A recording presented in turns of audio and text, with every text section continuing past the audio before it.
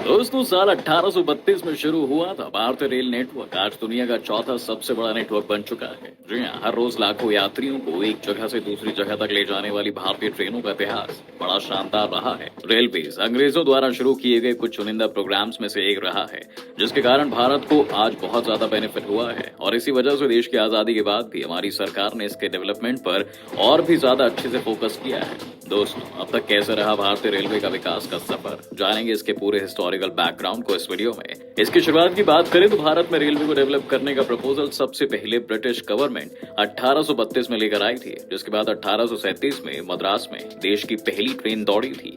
उस ट्रेन का नाम रेड हिल रेलवे था, जो रेड हिल से चिंताद्रिपेट पुल तक का सफर तय करती थी। एक अंग्रेज अधिकारी आर्थर कॉटन ने गोदावरी नदी पर एक बांध को बनाने के लिए 1836 में ग्रेनाइट पत्थरों को साइड पर लाने के लिए इस रेलवे की शुरुआत की थी। इसके बाद 1853 में उस समय के गवर्नर जनरल लॉर्ड डलहौजी के सफल प्रयास से देश में पहली बार पैसेंजर ट्रेन चली थी। यह ट्रेन बॉम्बे से ठाणे के बीच 34 किलोमीटर का लंबा सफर तय करती थी।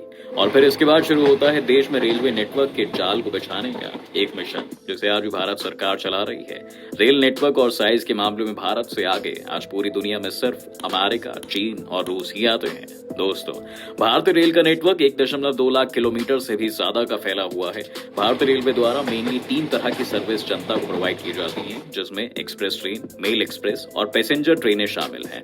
अगर किराए की बात करें तो पैसेंजर ट्रेनों का किराया सबसे कम और मेल एक्सप्रेस ट्रेनों का किराया सबसे ज्यादा होता है। दूसरी ओर एक्सप्रेस ट्रेनों का किराया बीच बीच का होता है। वहीं बात अगर करें तो भारत में रेलवे का जन्म अंग्रेजों की जरूरत को पूरा करने के लिए हुआ था। अंग्रेज भारत के कई इलाकों से सामान खरीदते थे और फिर उन्हें समुद्री बंदरगाह तक लाते थे, जिसके बाद समुद्री जहाजों में रखकर उन सामानों को अपने देश ले जाया करते थे। लेकिन देश के विभिन्न हिस्सों से सामानों को बंदरगाह तक पहुंचाने में उन्हें काफी प्रॉब्लम्स का सामना करना पड़ता था, जैसे कि उन्हें मैन पावर की जरूरत पड़ती थी, समय ज्यादा लगता था और अगर माल ज्यादा होता था तो उसे कई बार लाना भी पड़ता था। इन सारी समस्याओं से निपटारा पाने के लिए ही अंग्रेजी सरकार ने रेलवे को भारत में विकसित करने के बारे में सोचा। दोस्तों, जैसे कि आपको पहले ही बताया कि पहली मालगाड़ी की शुरुआत 1832 में हुई थी, जो 1835 से 36 में जाकर पूरी हुई थी, जबकि यात्री ट्रेन की शुरुआत 1853 में हुई थी और फिर उसके बाद देश के अलग अलग हिस्सों को भी रेलवे लाइन से जोड़ा जाने लगा।